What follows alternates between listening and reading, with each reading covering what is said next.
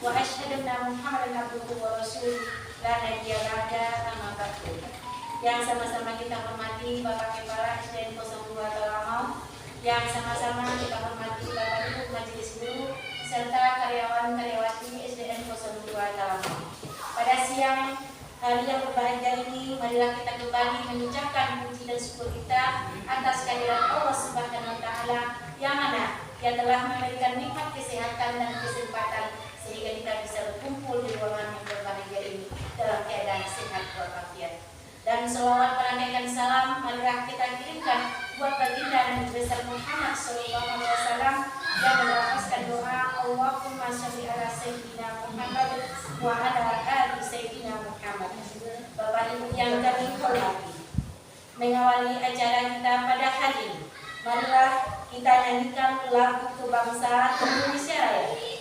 Hadirin dimohon berdiri.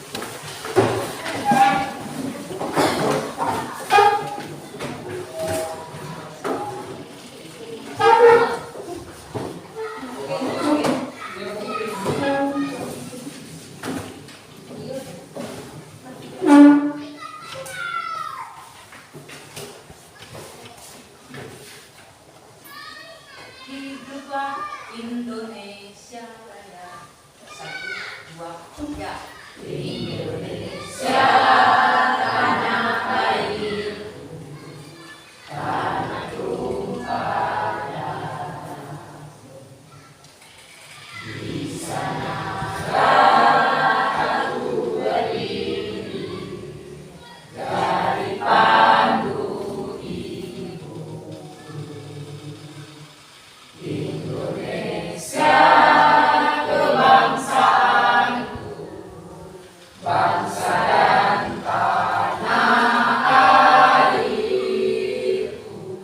Marilah kita berseru, Indonesia bersatu. Hiduplah tanahku, hiduplah negeriku, bangsaku, rakyatku, semuanya. Bangunlah jiwanya, bangunlah badannya untuk Indonesia Raya. Indonesia Raya, merdeka, merdeka, tanahku, negeriku yang ku cinta. Indonesia Raya, merdeka, merdeka, hiduplah Indonesia Raya. Indonesia Raya, merdeka, merdeka, tanahku, negeriku yang ku cinta. Indonesia Raya, merdeka, merdeka, hiduplah Indonesia Raya.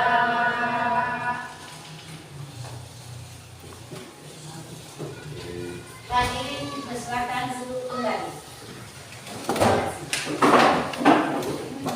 Bapak Ibu yang kami hormati, acara selanjutnya sambutan dari Kepala Sekolah SDN 02 Talamau yang terhormat Bapak Indra Nevi SPD SD. Kami silakan.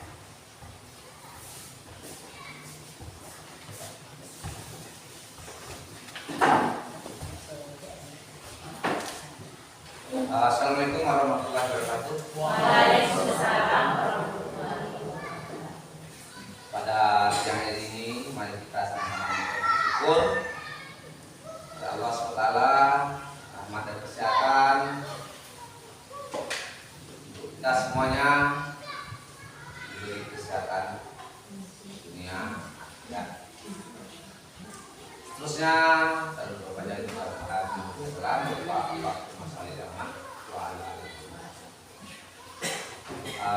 yang kami hormati oleh Bapak Ibu semuanya. Terima kasih juga pada pemerintah Kota Barat, yaitu sudah mengutus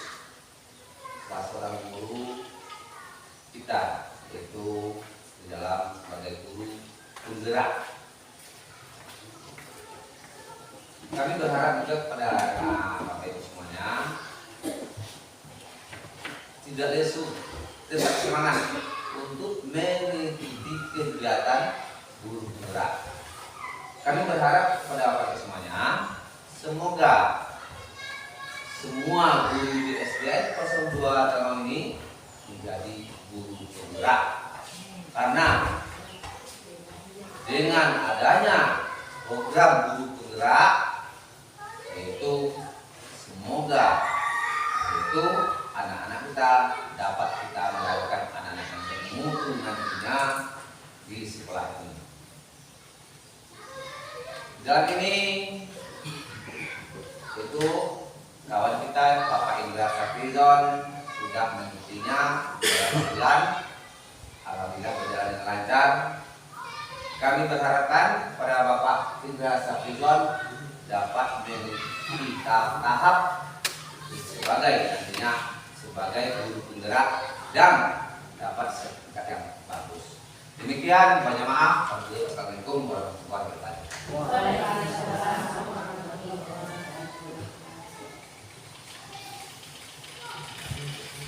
Bapak Ibu yang kami hormati, acara selanjutnya yaitu penyampaian materi budaya positif yang akan disampaikan oleh Bapak Indra Safrizon SPD.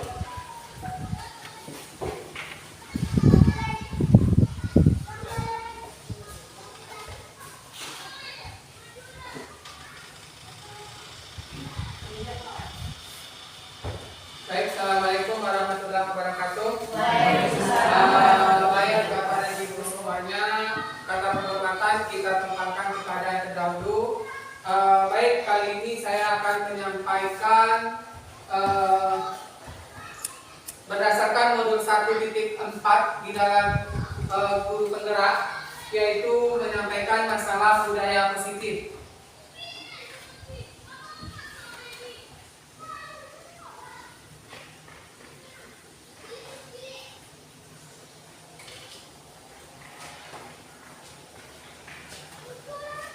Di mana di sini penyebaran pemahaman kepada rekan guru di SD Negeri 02 Talamau masalah budaya positif.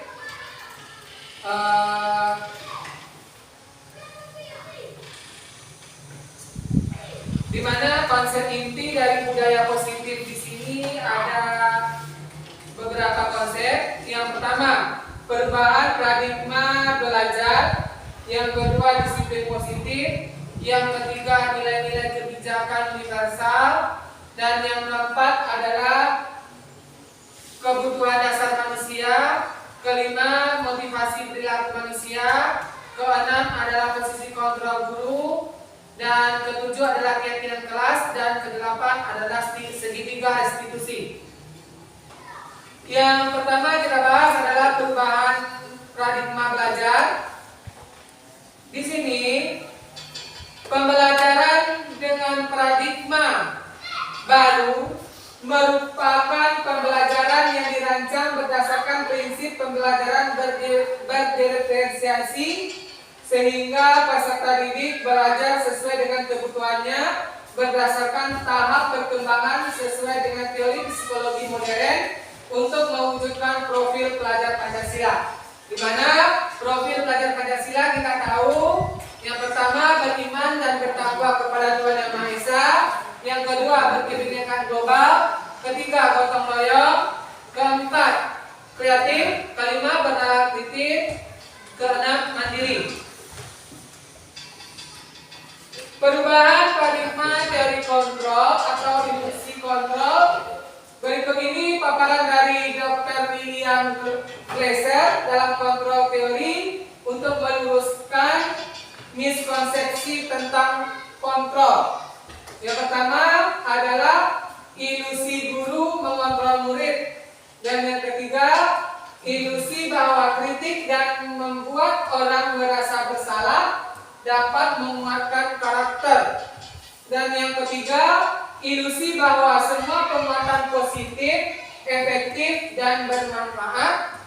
Dan yang keempat, ilusi bahwa orang dewasa memiliki hak memaksa. Di sini mengubah paradigma stimulus respon ke pendekatan teori kontrol. Di sini dapat kita lihat realitanya kebutuhan kita sama.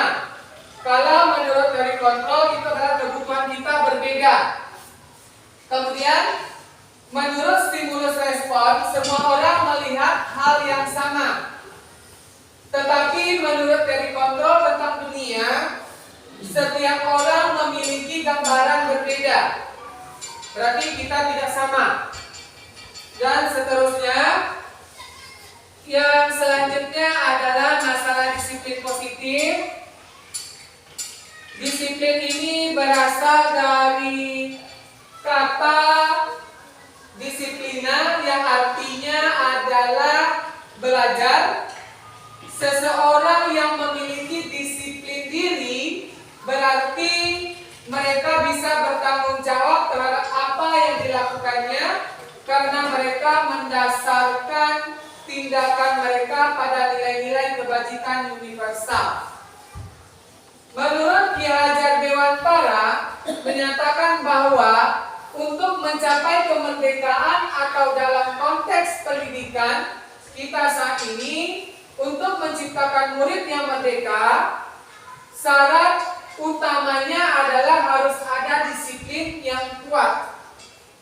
Disiplin yang dimaksud adalah disiplin diri yang memiliki motivasi internal.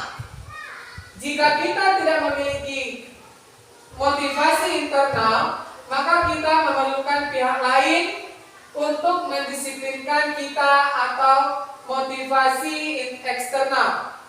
Karena berasal dari luar, bukan dari dalam diri kita sendiri.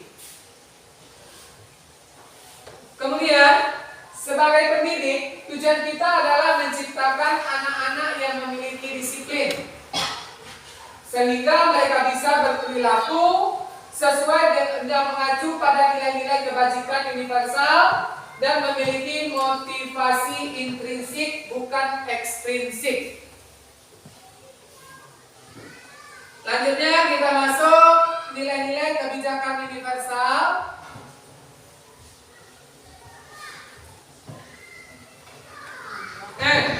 Nilai-nilai kebijakan yang disepakati bersama lepas dari suku bangsa, agama, bahasa maupun latar belakang. Nilai ini merupakan payung dasar dari sikap dan perilaku kita atau nilai-nilai merupakan fondasi kita berperilaku. Nilai kebijakan adalah sifat positif manusia yang merupakan tujuan mulia yang ingin dicapai setiap individu. Adapun contoh nilai kebijakan institusi organisasi, misalnya masalah profil teladan Pancasila, kita sudah tahu ada 6 profil teladan Pancasila. Terus yang kedua, ini menurut Ibu Primotori program toleransi, rasa, hormat, integritas, mandiri, menghargai, antusias, empati, keingintahuan, kreativitas, kerjasama, percaya diri, dan komitmen. Terus yang ketiga adalah keterampilan hidup atau life skill. Dapat dipercaya, lurus hati, pendengaran yang aktif, tidak merendahkan orang lain, memberikan yang terbaik dari diri. Terus kemudian ada 5 kebutuhan dasar manusia. Yang pertama, tujuannya paling utama adalah untuk bertahan hidup. 5 kebutuhan dasar manusia ini adalah yang pertama, bertahan hidup. Yang kedua, kasih sayang dan rasa dihormati. Ketiga, kebebasan. Keempat, kesenangan. Dan yang kelima, penguasaan. Kebutuhan bertahan hidup atau survival adalah kebutuhan yang bersifat fisiologis untuk bertahan hidup, misalnya kesehatan, rumah, dan makanan. Adapun kasih sayang yang dibutuhkan di sini adalah anak-anak yang memiliki kebutuhan dasar kasih sayang dan rasa diterima yang tinggi.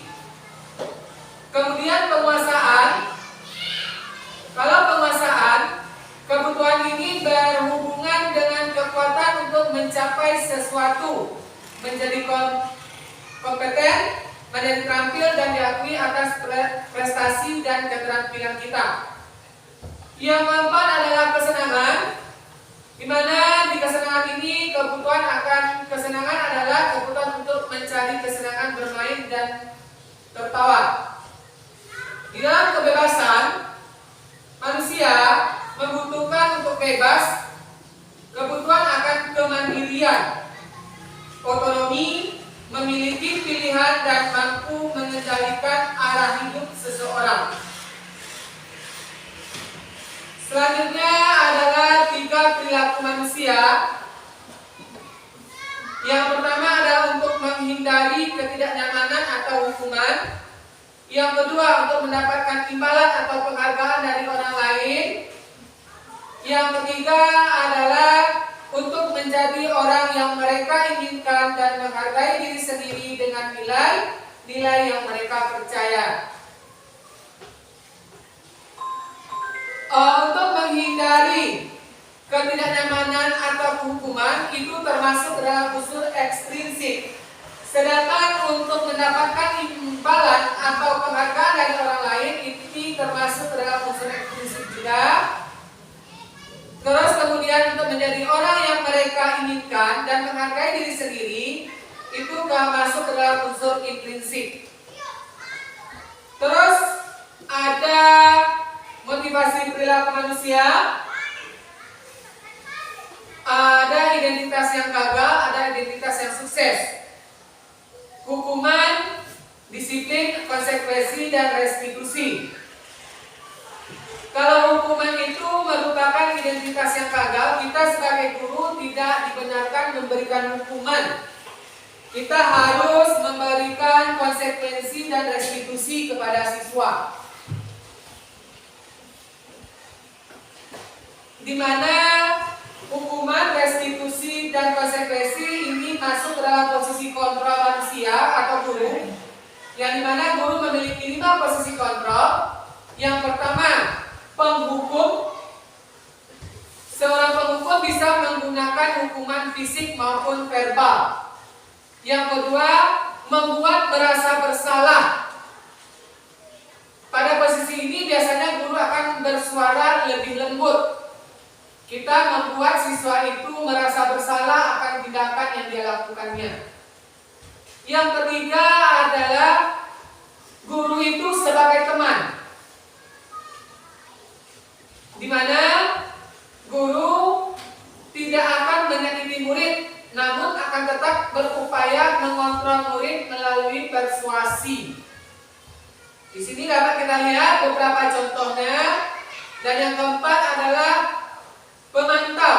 Kita sebagai pendidik, sebagai pemantau di dalam lingkungan sekolah.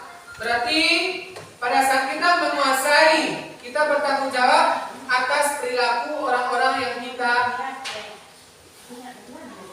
awasi. Dan yang kelima adalah peran posisi kontrol guru adalah sebagai manajer. Posisi ini di mana guru berbuat sesuatu bersama dengan murid, mempersilahkan murid mempertanggungjawabkan perilakunya, mendukung murid agar dapat menemukan solusi atas permasalahannya sendiri. Di mana contoh posisi kontrol guru sebagai penghukum, patuhi aturan saya. Kalau kita kan terkadang begitu, patuhi aturan yang ada di sekolah. Sebenarnya kan kita tidak, itu merupakan kesepakatan sekolah. Sifatnya adalah memaksa. Terus kemudian kita juga di dalam menerapkan disiplin positif di dalam kelas, kita juga membuat keyakinan kelas. Keyakinan kelas ini kita rumuskan bersama dengan murid. Di sini kan ada, terkadang kan ada keyakinan kelas, ada juga peraturan kelas. Nah, di sini pembentukan keyakinan kelas dia bersifat abstrak, berupa pernyataan universal, dibuat dalam pernyataan positif, dibuat dalam bentuk kata sehingga mudah diingat, sesuai kondisi kelas dan sekolah sehingga mudah diterapkan. Dan yang terakhir adalah semua warga sekolah atau kelas dilibatkan dalam membuat keyakinan kelas. Ini adalah contoh dari keyakinan kelas dan nilai kebajikan. Kemudian ini adalah segitiga restitusi. Segitiga restitusi ini merupakan suatu proses dialog yang dijalankan oleh guru agar dapat menghasilkan murid yang mandiri dan bertanggung jawab. Seandainya ada murid yang bersalah atau dilaporkan Bapak Ibu, mungkin ada siswa kita yang tidak membuat pekerjaan, tugas, kita tidak boleh langsung keluar, disuruh anak keluar, itu tidak boleh. Kita harus yang pertama adalah menstabilkan identitas. Kita panggil anak tersebut dulu, menemui kita tanyakan apa alasannya tidak mengerjakan tugas tadi. Nah, lupa, ada juga yang lupa. Atau yang pertama sekali kan kita tanya, mengapa Ananda Bapak panggil? Dan nanti kalau anak tersebut bisa menyampaikan pendapatnya, dia akan mengatakan, oh mungkin Pak gara-gara tidak mengerjakan PR. Tentu kemudian baru saat yang kedua, validasi tindakan yang salah. Kenapa tidak mengerjakan PR? Mungkin anak kita kan ada sering main game sampai tengah malam. Nah, kalau kita sudah tahu apa permasalahannya, baru yang ketiga, tanyakan keyakinan kelas yang sudah kita susun. Apa keyakinan kelas? Berarti Ananda tahu kan keyakinan kelas kita? Kalau dia ikut mengambil suatu keputusan dalam keyakinan kelas, berarti anak itu akan tahu, oh iya Pak, mengerjakan tugas. Nah, berarti kita harus bisa memberikan anak itu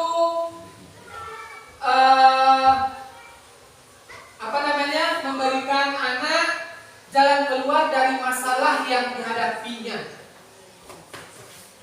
Validasi tindakan.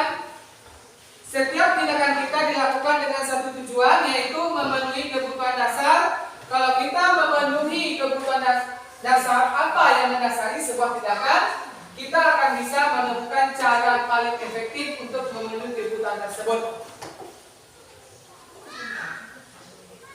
Nah, ini contohnya. Padahal kamu bisa melakukan yang lebih buruk dari ini ya. Itu contoh salah satu. Yang kedua, kamu pasti punya alasan mengapa melakukan hal itu. Berarti kita memvalidasi terlebih dahulu. Dan yang ketiga adalah menanyakan keyakinan. Ketika identitas sukses telah mencapai langkah 1 dan tindakan dan tingkah laku yang salah telah divalidasi, maka anak akan siap untuk menghubungkan dengan nilai-nilai yang dipercaya dan berpindah menjadi orang yang dia inginkan.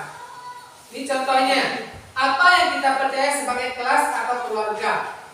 Kemudian contoh yang lain, ada apa nilai-nilai umum yang kita telah sepakati. Kita tanyakan kepada anak tersebut. Nah, mungkin di sini ini yang dapat saya sampaikan. Dalam menerapkan program disiplin positif, hendaknya guru memiliki standar kepribadian, profesional dan sosial yang baik, di mana guru mampu merefleksikan dirinya dalam posisi kontrol saat ini. Bagaimana perjalanan dirinya sebagai amok atau manajer yang menuntun murid menjadi lebih baik dan bertanggung jawab. Nah, mungkin itu yang dapat saya sampaikan. Terima kasih atas perhatian Bapak dan Ibu. Saya ucapkan terima kasih. Assalamualaikum warahmatullahi wabarakatuh.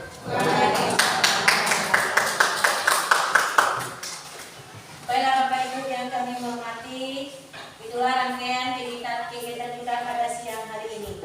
Mohon maaf atas semua kekurangan. Terima kasih atas semua perhatian. Wabillahi taufiq wal hidayah.